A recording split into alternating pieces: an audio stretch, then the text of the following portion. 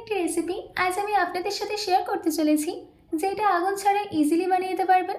আপনারা বিশ্বাসই করতে পারবেন না যে ঘরে থাকা সামান্য উপকরণ দিয়ে কী করে বানানো হলো। এতটাই টেস্টি রেসিপিটা, মাত্র 5 মিনিটে আপনারা এটাকে বানিয়ে নিতে পারবেন। তো চলুন, বেশি দেরি না করে শুরু করছি আমার আজকের এই ইজি অ্যান্ড টেস্টি রেসিপি। নমস্কার, আমি বিনু, কুক উইথ বিনুতে আপনাদের সবাইকে স্বাগত। এই রেসিপিটা বানানোর জন্য সবার প্রথমে আমি এদিকে নিয়েছি 300 গ্রাম চিনি।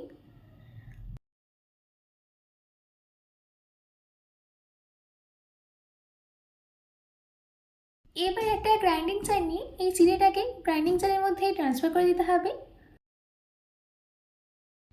এবার চিড়েগুলোর একটা কোর্স পাউডার রেডি করে নিতে হবে। ফাইন পাউডার কিন্তু রেডি করবেন না, একটা দানা দানা ভাব থাকবে সেরকম পাউডার রেডি করে নেব।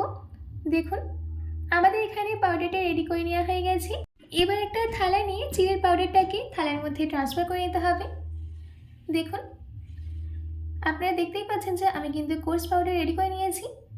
এবার এই চিড়ে গুঁড়োর মধ্যে দিয়ে দিতে হবে 1 চামচ ঘি। ঘিটা দেওয়ার পর চিড়ে গুঁড়োর সাথে ঘিটাকে ভালো করে মিশিয়ে নিতে হবে। যদি এই রেসিপিতে ঘি দেওয়া হয় তাহলে এর টেস্টটা দারুণ হয়।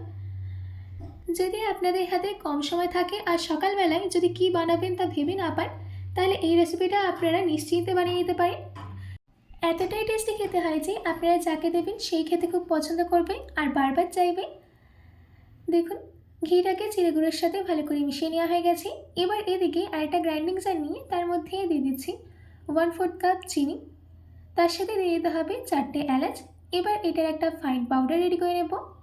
দেখুন, আমাদের এখানে চিনি আর এলাচের পাউডার রেডি করে নেওয়া হয়ে গেছে। এবার আমি এটাকে চিনির মধ্যেই দিয়ে দিচ্ছি।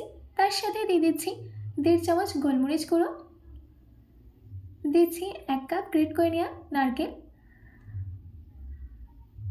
এবার এই সব কিছুকে ভালো করে চিড়ের সাথে মিশিয়ে নিতে হবে।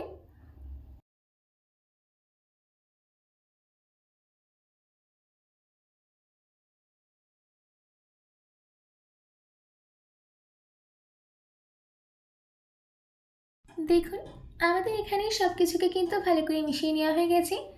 এবার এর মধ্যে আরও কিছু ইনগ্রিডিয়েন্টস অ্যাড করব। দিয়ে দিচ্ছি কিছুটা বেদানা, আর তার সাথে দিয়ে দিচ্ছি কিছুটা বোঁদে,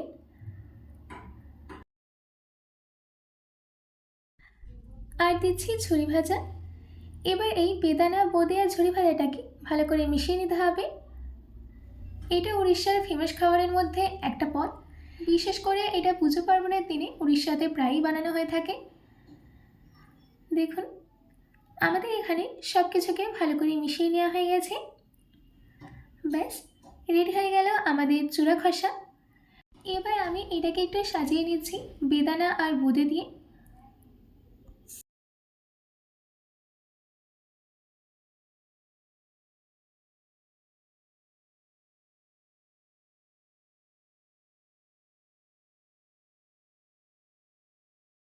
বোঁদে আর বেদানা দিয়ে সাজিয়ে নেওয়া হয়ে গেছে। এবার সব শেষে সেন্টারে রেখে দিচ্ছি তুলসী পাতা। আশা করছি আমার আজকের এই উড়িষ্যার ফেমাস ডিশ চূড়া খসার রেসিপিটা আপনাদের খুবই ভালো লেগেছে। বাড়িতে এটি অবশ্যই ট্রাই করবেন ও কমেন্ট বক্সে কমেন্ট করে জানাতে তো একদমই ভুলবেন না। তো আজকের মতো এইটুকু, আবার দেখা হচ্ছে অন্য কোনো রেসিপি নিয়ে। ভালো থাকবেন, সুস্থ থাকবেন।